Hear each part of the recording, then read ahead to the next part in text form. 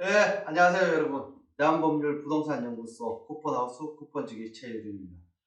그동안 저희가 많은 정보를 전달해 드려야 되는데, 교수님이 좀 다치시는 바람에 유튜브를 못 찍었습니다. 기다리신 분들이 많은데, 저희가 좀 늦어서 죄송하고, 그동안 저희 근황을 잠깐 말씀드리자면, 교수님께서 불의의 사고를 당하셔가지고 병원에 입원도 하시고, 집에서 치료도 받으시고, 그 와중에 또 이제 서울이다 이런데 강의도 다니시고 하셨는데, 어떻게 근황을 본인 직접 방송에 인사 말씀드립니다. 불의 사고가 아니라 다리가 오른쪽 다리가 부러져가지고 네. 네, 병원에 있다가 기부스 하고 또 서울이나 이런 데 강의도 안 갈 수 없어가지고 기부스 하고 강의 다니고 그러다 보니까 치료받고 이러다 보니까 아무것도 못했습니다, 사실상. 근데 뭐 아무것도 못한 사이에 지금의 부동산 정책부터 시작해서 변화들이 엄청난 변화들이 생기고 있어서 그 와중에도 기부스 끼고 강의도 하고 연구도 하고 그렇게 지냈습니다. 네. 지금 다리가 좀 괜찮으신 겁니까? 아직도 찔떡거립니다. 물리치료를 한 2달 더 받아야 돼요. 네, 교수님께서 좀 다치셔가지고 저희가 이제 쿠폰하우스 유튜브를 많이 못 전해드린 거 일단 죄송하다는 사과 말씀드리고, 자, 오늘 저희가 이야기를 할 게 외지인들 법인 이거 자금 조달 그리고 소명 자료를 제출해라는 내용이 있는데, 거기에 대해서 간략하게 설명 좀 부탁드리겠습니다. 외지인들 1억 미만이요? 예, 공시가격 1억 이하. 예. 원래 취등록세가 원래 이제 1.1%에서 뭐 계속 되다가 문재인 정부 들어오고 나서 취등록세를 강화를 하는데, 규제 지역 같은 경우는 두 번째 살 때는 8%, 8.8%, 그 다음에 지방세 포함해서 그렇고요. 그 다음에 또 세 번째 집을 살 때는 13.2%였습니다. 그리고 이제 비규제 지역에서는 첫 번째 살 때는 1.1%, 두 번째 살 때는 1.1%, 그 다음에 세 번째 살 때는 8.8%, 8.8% 그렇게 나왔는데, 그 다음에 네 번째 살 때는 13.2%. 근데 그 퍼센트가 8%, 12% 막 올라갈 때는, 예를 들어 비규제 지역에서 세 번째 집을 살 때는 8.8%가 내다 보니까 1억짜리 집을 사는데도 880만 원이 들어가잖아요. 그렇죠. 그리고 이제 네 번째 집을 살 때는 1억짜리 집을 사는데도 1320만 원 이렇게 나간단 말이에요. 13.2%. 네, 13.2%라서 지방세 포함해서. 그러다 보니까 부담을 느끼잖아요. 집 하나 사는데 세금을 10몇 % 낸다고 하니까. 그런데 규제 지역이나 비규제 지역이나 전부 다 공시가격 1억 미만은 1.1%로 계속 존재가 있었던 거예요. 1.1%. 네, 세 번째 집이고 네 번째 집이고 다섯 번째 집이고 열 번째 집이고 전부 다 1.1% 존재하니, 그때 당시도 그랬어요. 이 나오면 공시가격 1억짜리 미만 집들을 사람들이 투자하시는 분들이 많이 살 거다. 이제 제가 그런 얘기를 했었습니다. 네, 맞습니다. 근데 영락없이 이제 많이들 사고 하는데 수도권에는 공시가격 1억짜리 미만짜리 집들이 없잖아요. 있긴 있다면서요? 네, 있긴 있지. 한 3채 정도 있긴 있는데, 근데 없다 보니까 그걸 결국은 이제 중소도시로 와서 사게 됐잖아요. 중소도시 사게 되는데 충청도 경상도 다 있는데 요즘에 교통망도 좋아지고, 어떻게 보면은 그 밑에 충청도나 전라도 경상도보다는 강원도가 좀 더 가까웠잖아요. 그렇죠. 그 교통망이 좋아지다 보니까. 그러니까는 원주에 한 개의 아파트를, 거기는 그 아파트 전체가 공시가격 1억 미만이라서 싹쓸이하다. 싹쓸이. 근데 이제 외지인들이 와서 사는 건데, 외지인들이 사는 거 포함 법인들이 또 무대기로 막 산 거예요. 그 사다 보니까 또 가격이 올라가는 거야. 왜냐면 수요자들이 막 생기다 보니까 공급을 한정됐으니까 올라갈 수밖에 없잖아요. 그래서 예를 들어서 9천만 원짜리 집이 1억짜리 집들이 이제 1억 2천이라 하더라도 공시가격은 1억 미만이 되잖아요. 그게 3, 4천만 원 우습게 올라오고 4, 5천이 우습게 올라가는 거죠. 그래서 그런 것들이 문제가 되는데, 그래서 그때 당시에도 공시가격 1억 미만짜리 집들은 그 정부의 뜻은 그랬지. 그 공시가 1억 미만 집은 서민들 주택이니까 거래가 할 수 있게끔 하자. 네? 근데 투자가들이 그걸 가만두나? 가면 안 되죠. 음. 완전히 먹잇감이야, 먹잇감. 먹잇감에서 다 사들이지 않았나. 그리고 법인이 뭐 몇십 채씩, 몇백 채씩 막 사들인 것도 법인들한테 이 물건 괜찮은 물건이니까 사세요라고 권해준 거밖에 안 되지 않냐. 그런 생각이 들더라고요. 그래서 그런 것들을 예상을 했을 때 가격이 올라갈 것이고 또 시동록세가 그건 제외된 거라서 많이 살 거라고 예상을 했었죠. 네. 그게 이제 보니까 공시가격 1억 이하의 집들을 네. 이제 2020년, 그러니까 작년 7월부터 올 9월 달까지 네. 뭐 통계를 냈는데 거래 건수가 24만 6천 건이나 된답니다. 어마어마한 거예요. 네, 그 중에 이제 법인들이 네. 뭐 670여 곳에 2만 1천 건, 그러니까 한 곳 땅 네. 평균 3.6건. 예, 그리고 이제 네. 외지인들이라 하면 그러니까 원주 같은 경우에는 네. 외지인들이라 하면 타 지역에 있는 사람들이겠죠. 타지인들 그렇죠. 법인이 작년에 네. 9,500만 원에 아파트를 샀어. 네. 원래 1억 3천에 파니까 네. 그게 이제 한 아파트 단지 내에 뭐 수십 채가 되니까 그게 문제가 되는데, 여하튼 이런 법인들이 집을 살 수 있게끔 여건을 그렇게 만들어준 것 같습니다. 그 법인은 이제 공시가격 1억 미만짜리는 1.1% 세금에다가 또 법인은 오늘 사서 내일 팔아도 세금이 뭐 일반인들은 뭐 75% 70몇 프로 막 낸단 말이에요. 1년 안에 팔았을 때는 70%, 77% 내는데 법인은 그렇지 않아요. 45%만 내면 된단 말이에요. 네? 그쵸. 45%만 내면 되니까 예를 들어서 1억에 집을 샀는데 1억 3천에 파는 거예요. 그럼 3천만 원, 3, 40, 1200만 원이잖아요. 그럼 1800만 원이 그냥 남는 거야. 오늘 사서 내일 팔아도. 그러니까 법인들이 다량으로 그냥 살 수밖에 없는 조건이 되지 않았냐. 그런 게 그래서 법인들이 많이 사고, 또 문제가 뭐냐면 외지인들이 또 법인이 다른 지역 가서 물건 샀다 이거 아닙니까? 그렇죠. 그렇죠? 근데 그 지역에서 원주에서 강릉에서 속초에서 자체적으로 외지에 가서 안 사고 자체적으로 1억 미만짜리 산 사람은 조사 대상이 아니라 이거예요? 그렇습니다. 네? 같은 뭐 지역 주민이 산 거는 조사 대상이 아니고 네. 외지인들이 이제 와서 매수한 거는 조사 대상이다. 그렇죠. 뭐 서울 사람이 원주 가서 산 거는 조사 대상이고 원주 사람이 원주 물건 산 거는 조사 대상이 아니고 똑같은 대부분인데.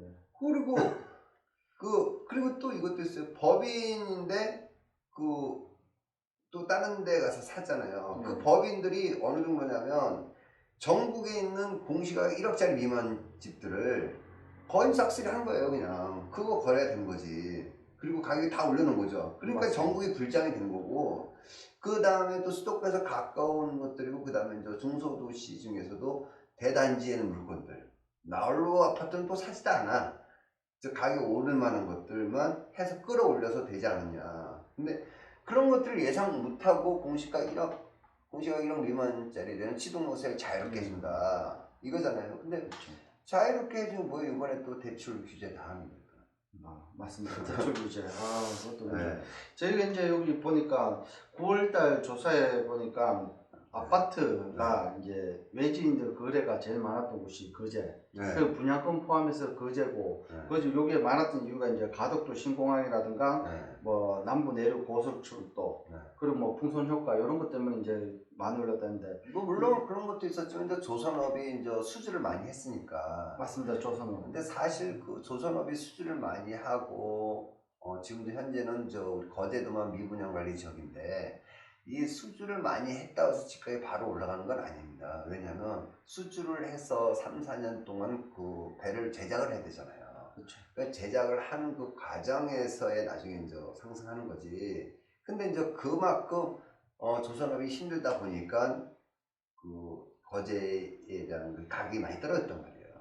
사실 거제시에 가보면 유명 메이커 아파트들이 굉장히 많아요. 예. 근데 그 전에 그만큼 호황이었다고. 근데 이제 조선업이 이제 쑥대밭이 되다 보니까 막 팍 죽어서 저평가 됐으니까 이제 앞으로 기대심을 가지고 하는 거지.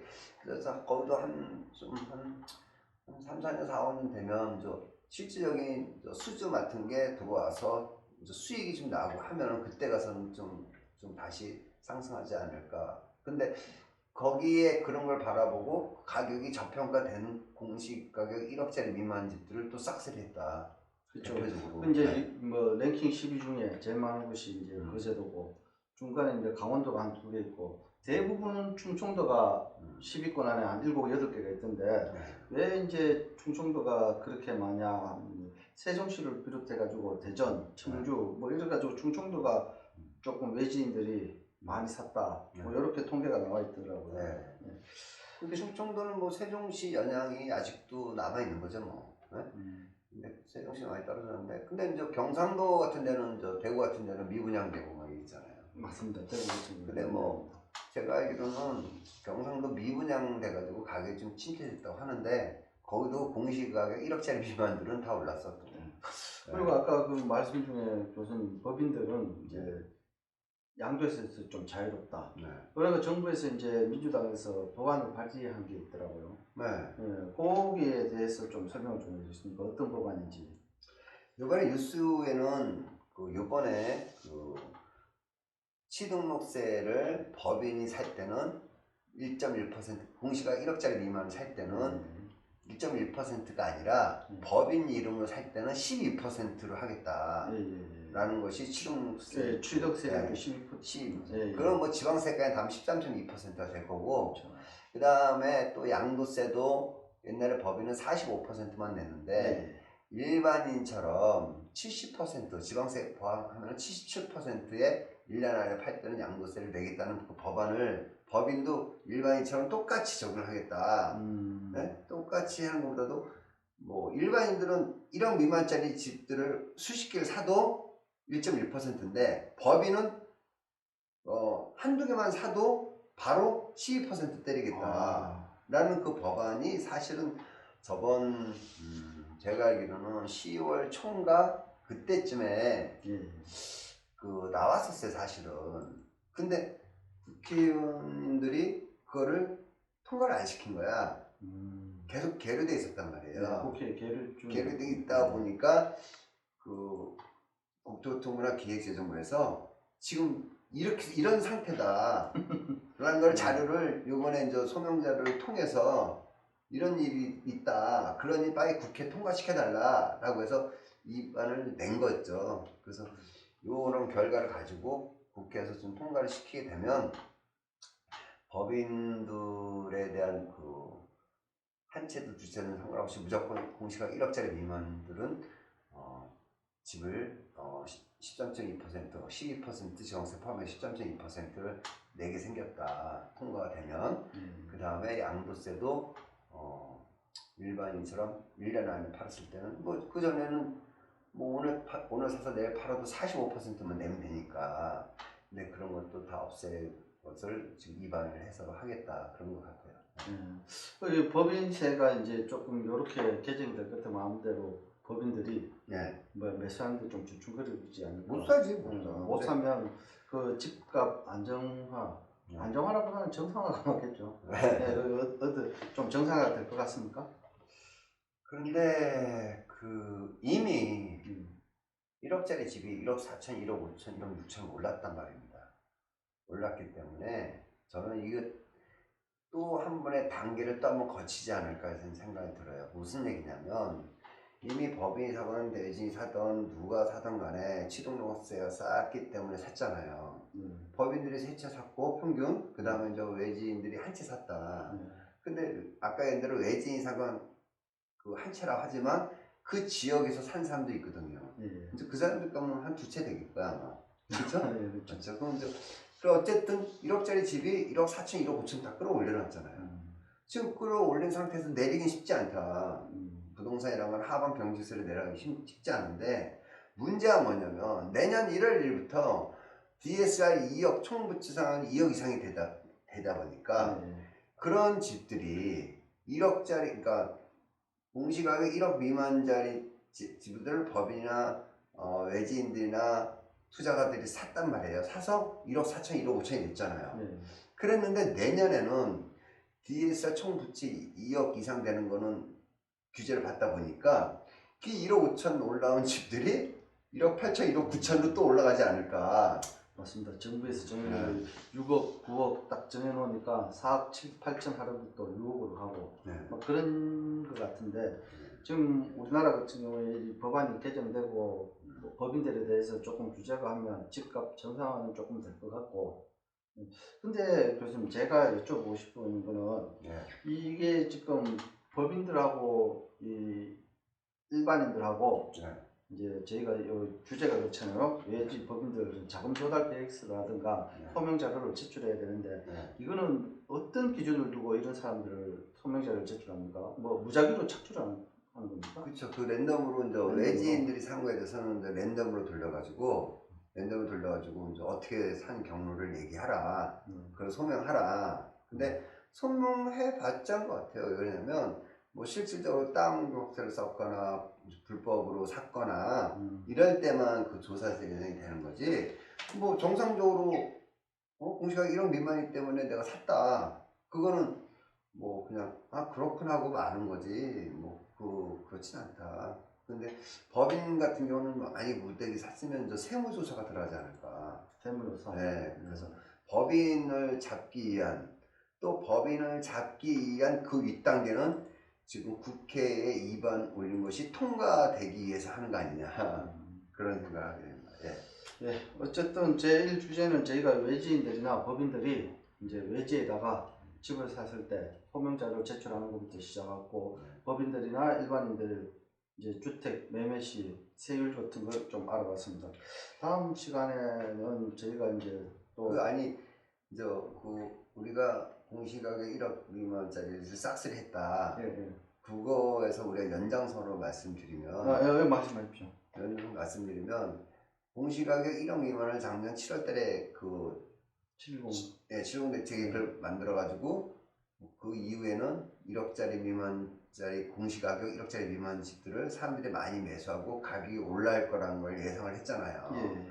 그래서 그 집들이 1억짜리가 1억 5천, 1억 4천, 1억 6천이 됐단 말이에요. 맞습니다. 됐는데 내년에는 그 DSR 총 2억 그 부채 상한 원금 상황에서 DSR 40%를 딱 때려놓으면 지금 1억 5천짜리 그러니까 공시가 1억짜리 때문에 1억 5천이 됐단 말이에요. 근데 1억 5천짜리 집이 내년 또 DSR 때문에 1억 5천짜리 집이 1억 8천, 1억 9천, 2억까지 또 올라갈 수 있지 않나. 그래서 작년에는 공시가 1억 미만 때문에 올라가고 또 내년에는 저 DSR 때문에 그렇죠. 올라가지 않을까.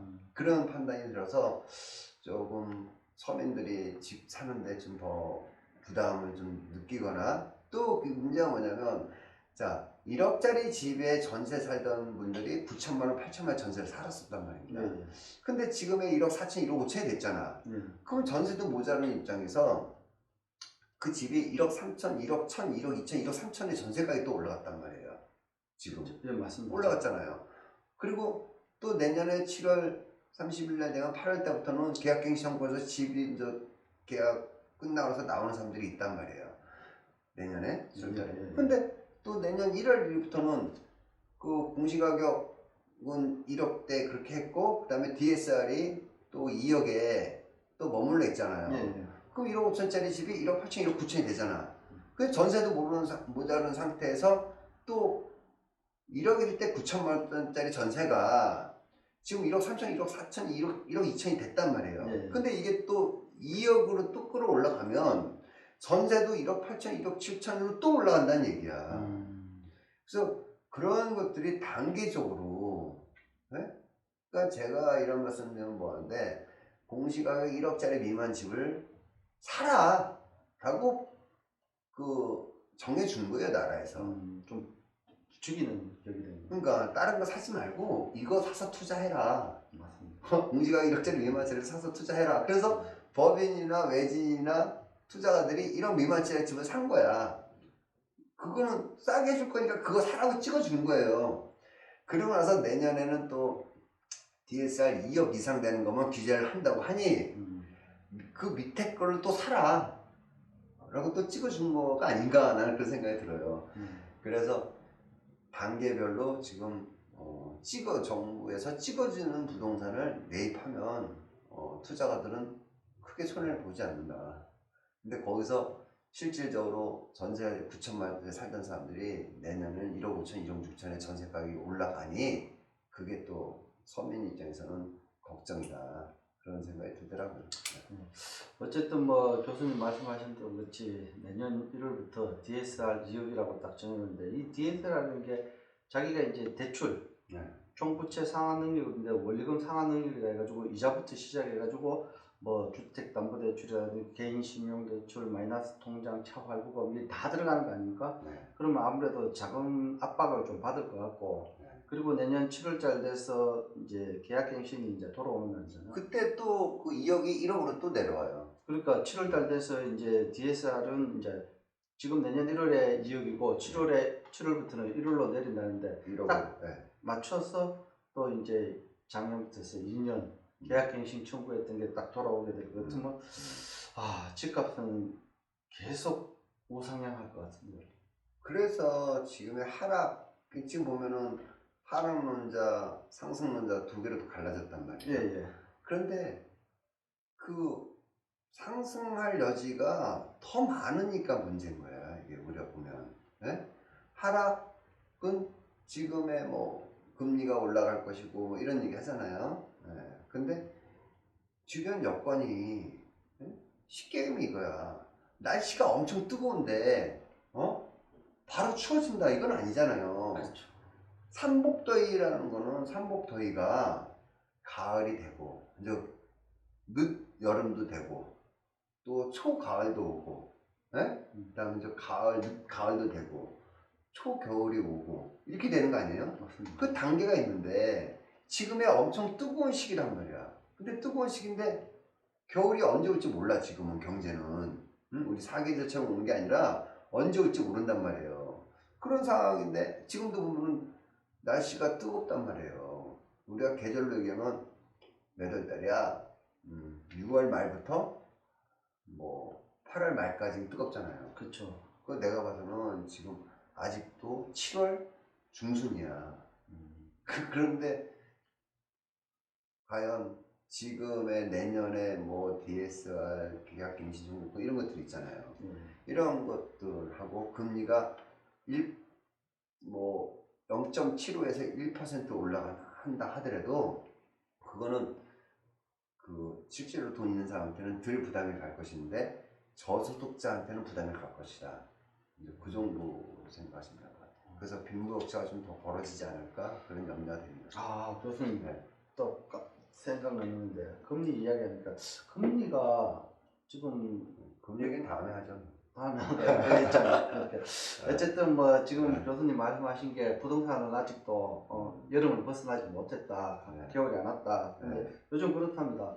봄, 여름, 가을, 겨울, 겨울. 그러니까 겨울도 길고 여름도 긴데 봄, 가을은 짧답니다. 네. 그런데 어쨌든 이제 저희가 이제 오늘 내용은 외지인들이 법인 뭐 이렇게 해서 타 지역에 산 거 자금 조달 계획서 이건 뭐 소명 자료를 제출하라는 이야기하고 그러니까 결론이 이런 위만짜리 집을 사라고 그 취득록세를 많이 안 받은 거잖아요. 그리고 법인들은 또 양도세를 완화해 줬잖아요. 네. 그 법인들이 살 수밖에 더 있어. 다 만들었고 지금은 또 소명자료 내라고 그러는 거예요. 그게 네. 그렇게 만든 법들이 도화선이 돼서 점점 많이 샀고 이게 어쨌든 일인 거예요. 그 어린이한테 네. 야 너 이거 먹어, 깡냉이 이거 먹어 라고 딱 해주고 깡냉이 다 먹었단 말이야. 먹으니까 너 먹은 거에 대해서 소명자료를 내 이런 거예요. 몇 개 먹었는지 확인 안 하는구나. 네, 뭐 줬다 뺏는 거는 예나 지금이나 똑같은 것 같습니다.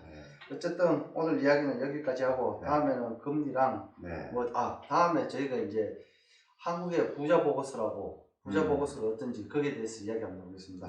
어쨌든 오늘 고생하셨습니다. 네. 하나, 둘, 둘, 셋. 네, 감사합니다.